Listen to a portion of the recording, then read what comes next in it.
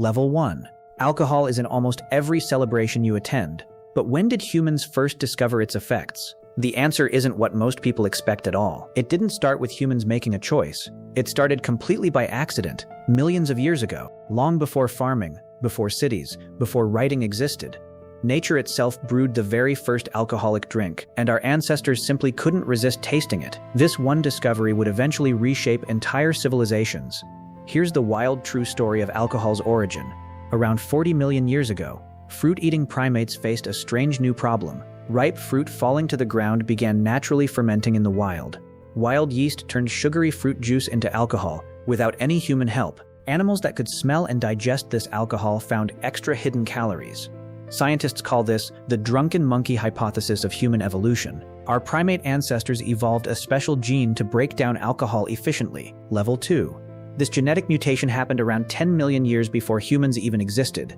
It allowed our ancestors to safely eat fermented fruit off the forest floor. Fermented fruit gave them extra energy other animals simply couldn't access. This ancient adaptation is still inside every single human body today. Fast forward to early humans, and the story continues in surprising ways. Hunter-gatherers likely stumbled upon naturally fermented fruit and honey mixtures too. Wild honey left in water could ferment into a primitive alcoholic drink. Early humans noticed this fermented mixture made them feel strangely different.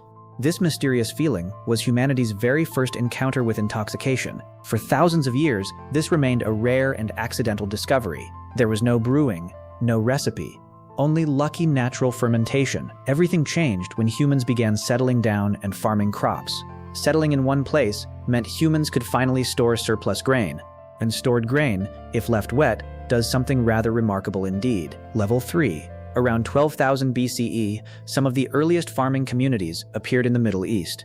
Archaeologists later discovered something surprising at ancient sites like Göbekli Tepe in modern Turkey. Massive stone troughs were found, apparently used for brewing large batches of ancient beer. This led some researchers to a controversial and fascinating new theory entirely. What if humans didn't start farming grain purely to make bread at all? What if beer, not bread, was actually the true reason farming began? This idea became known as the beer before bread hypothesis among historians. Grain left soaking in water would naturally start to ferment on its own. Early farmers likely noticed this fermented liquid made them feel pleasantly relaxed.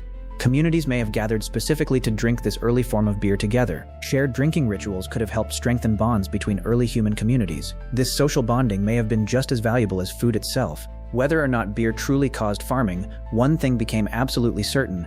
Humans were now deliberately producing alcohol on a much larger, controlled scale. This marked the true beginning of humanity's intentional relationship with alcohol. Level 4. By around 4000 BCE, ancient Sumerians in Mesopotamia had perfected beer brewing techniques. Beer became such an essential part of daily life that it was considered a basic food.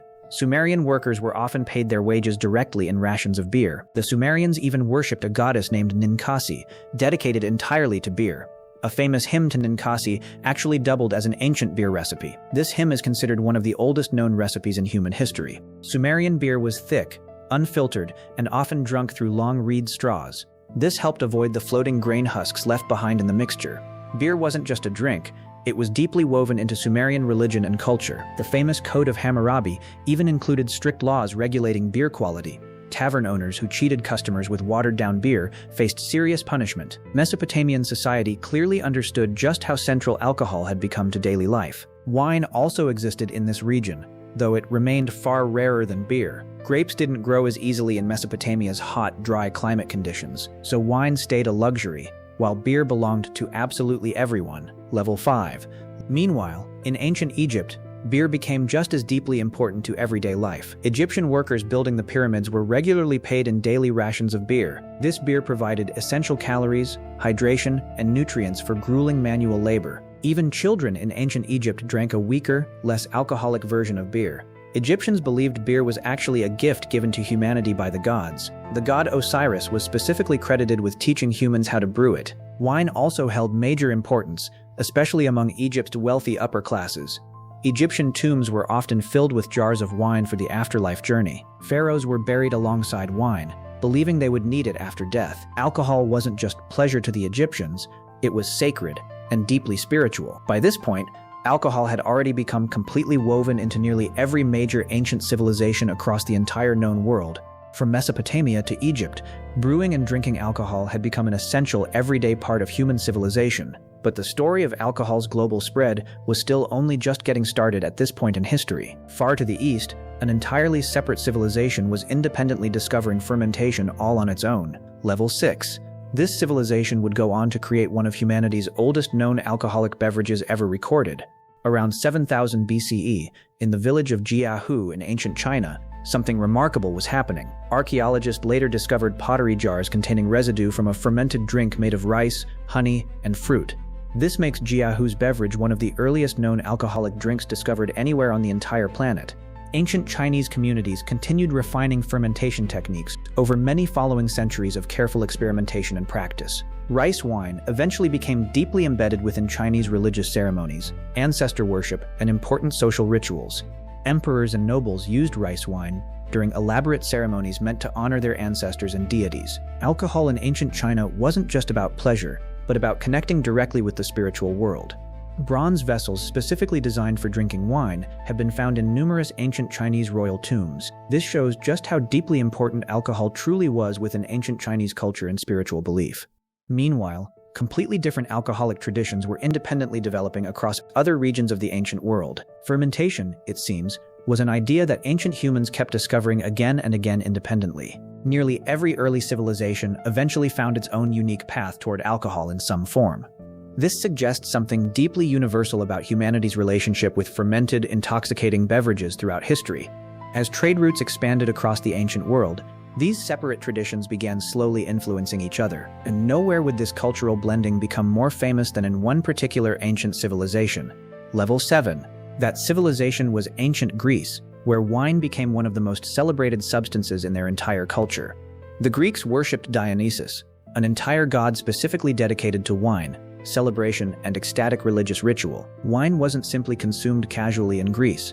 It was central to structured social gatherings called symposiums. At a symposium, wine was carefully mixed with water and shared among guests during long philosophical discussions. Drinking undiluted wine was actually considered a dangerous and rather uncivilized practice among the ancient Greeks. Greek philosophers like Plato even wrote entire texts discussing the proper etiquette of drinking wine.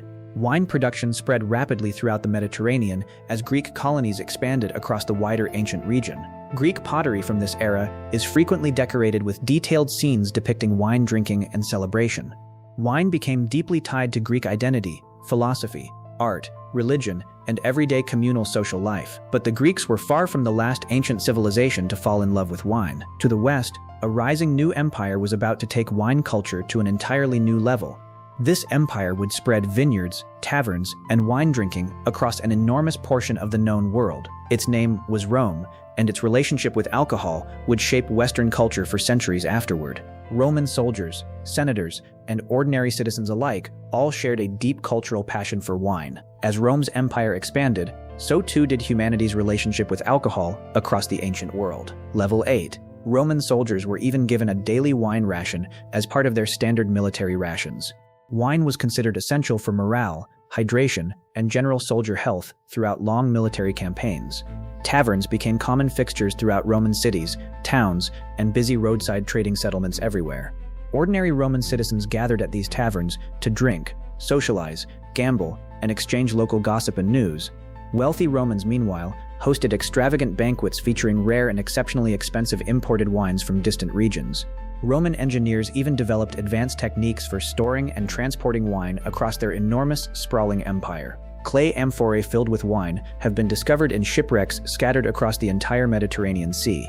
As Rome's empire expanded across Europe, vineyards spread into regions that still produce famous wine today. France, Spain, and Germany all owe their now famous wine traditions directly to Roman expansion and influence.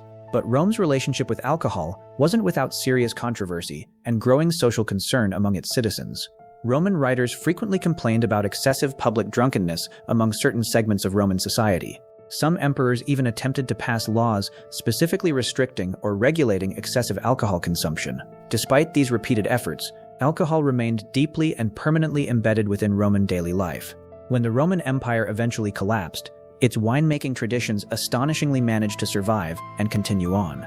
They were carefully preserved by an unlikely and rather surprising new group of guardians entirely. Level 9. Christian monasteries across medieval Europe became the primary guardians of ancient winemaking and brewing knowledge. Monks carefully maintained vineyards and breweries, refining these ancient techniques over many centuries of patient work. Beer brewing became especially important in Northern Europe, where grapes struggled to grow in colder climates. Monasteries brewed beer, partly to sustain themselves during long religious fasting periods throughout the church calendar. Medieval beer was often safer to drink than untreated water, which frequently carried dangerous disease. This made beer an essential daily staple for people across nearly every social class in medieval society. Meanwhile, in the Islamic world, scholars were making a discovery that would forever transform alcohol production. Islamic alchemists perfected the process of distillation, originally intended for perfumes and medicinal purposes entirely. The word alcohol itself actually comes from the Arabic term el-kul, describing a fine distilled powder. Eventually, this distillation technique was applied directly to fermented drinks, creating something entirely new and powerful. Distilled spirits were far stronger than beer or wine, containing a much higher concentration of alcohol. This breakthrough technique slowly spread from the Islamic world into medieval Europe over several centuries. European monks and alchemists began experimenting with distillation to create early medicinal spirits and tonics. These early spirits were initially used as medicine, believed to cure countless different ailments and diseases, but it wouldn't be long before people began drinking distilled spirits purely for pleasure instead. Level 10. By the 16th century, distilled spirits like whiskey, brandy, and gin had spread rapidly across Europe. The Industrial Revolution then transformed alcohol production into a massive, highly mechanized commercial operation entirely. New machines could refine sugar faster than ever before possible. Alcohol, once a rare luxury, slowly became widely affordable and accessible to ordinary working-class people everywhere. Bottling technology and improved transportation allowed alcohol to be shipped efficiently across entire countries and continents. By the 20th century, alcohol had become a massive global industry worth countless billions of dollars annually. Some countries even attempted to ban alcohol entirely, most famously during America's dramatic Prohibition era. That experiment ultimately failed, and alcohol quickly returned stronger and more popular than ever before.